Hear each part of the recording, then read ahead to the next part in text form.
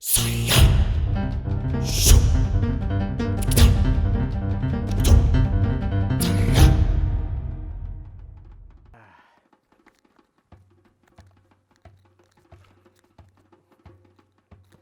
everybody, it's a beautiful February day and I'm here at Beacon Heights. This is one of my favorite places in Southern Appalachia. And this is where, even in my late teenage years, I started playing with QM, or quadrupedal movement. Quadrupedal movement literally just means four-limb movement. And it's something that in our society and culture, we rarely practice as humans. You know, we spend all our time bipedal, and we actually have quite an amazing physiological propensity to moving on all fours. And with practice, four-limb movement can really increase your dexterity, agility, and your ability to move fluidly and easily on dynamic terrain. So this ancient sculpted metamorphic gneiss is one of the most perfect stones to practice quadrupedal movement on.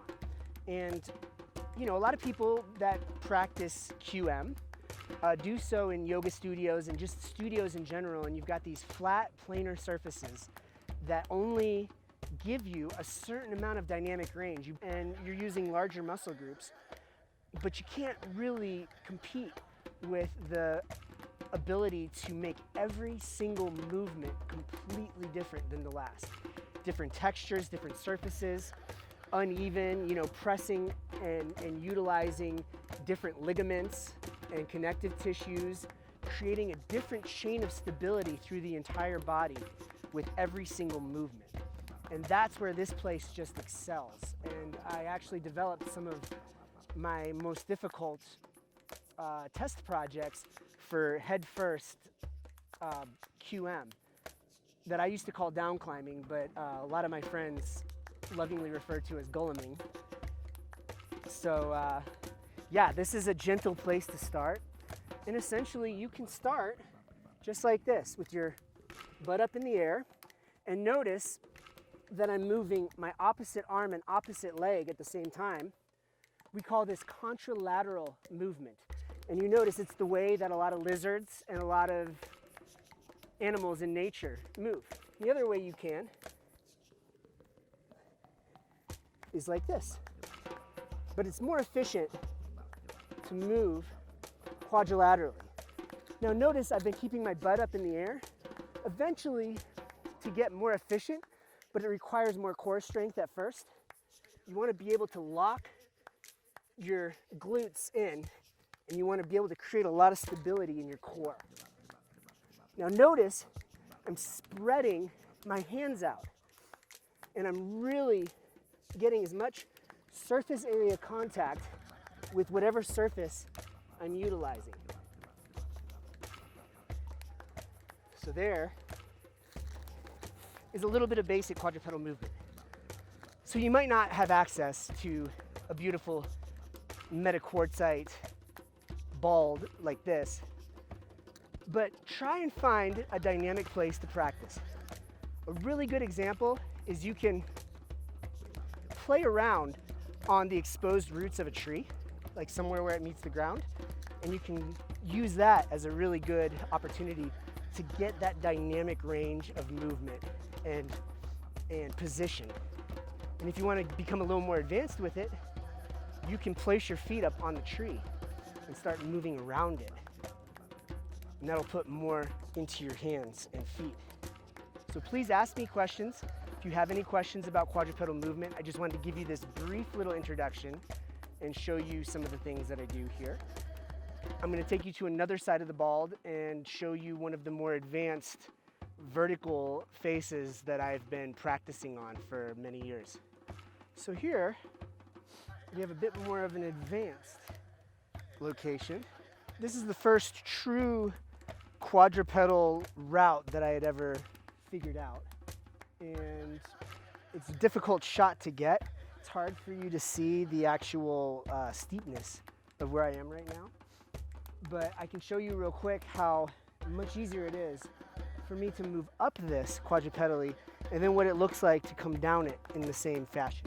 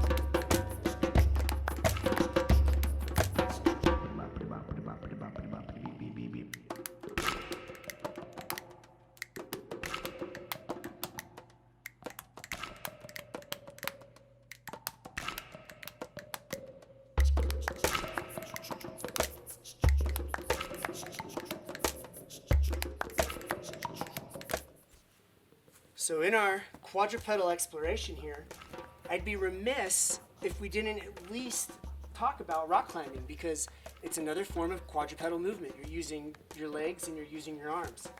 And what's cool about rock climbing and the quadrupedal movement is they use basically the opposite muscle groups. And you're still getting into your microstabilizers. You're using your ligaments and your tendons and your connective tissues in dynamic and different ways, but you're using basically like the opposite groups. And it's still full body, and it's another form of movement that helps augment how you move in nature and in life, and brings more grace, agility, fluidity to your movements. And I love this place because it gives you such a wonderful opportunity to practice both and to also increase the intensity. You can start very basic and you can slowly build your way up. So a lot of my favorite training grounds work that way, where you have an opportunity to really get the fundamentals of a skill, but it also has the opportunity to take it further and further and further, to the point where there are things here on both the climbing and my quadrupedal climbing that I've looked at but I haven't quite gotten to yet. And that's, you know, what I want in life is picking activities that I can enjoy at any level, but there's always room for growth. And the growth doesn't necessarily mean doing something that's more technically complex. Growth, even more importantly, is often doing the things that I already can do that are within my realm of capacity with more grace, more fluidity, and more ease. And that is a really important life lesson, rather than just trying to go for harder. Much better, in my opinion, to be able to do a thing gracefully, to do it well, to turn it into art. And that's how this, for me, ties into music. As a musician, it doesn't hit somebody here. It doesn't hit them in the heart if I'm doing fast, hard, technical movements on the piano. It's more when I do something that has the right emotion, grace, relationship to space, not just playing a bunch of notes, but really playing the spaces. It feels like the same thing, like a perfect metaphor for rock climbing and for moving.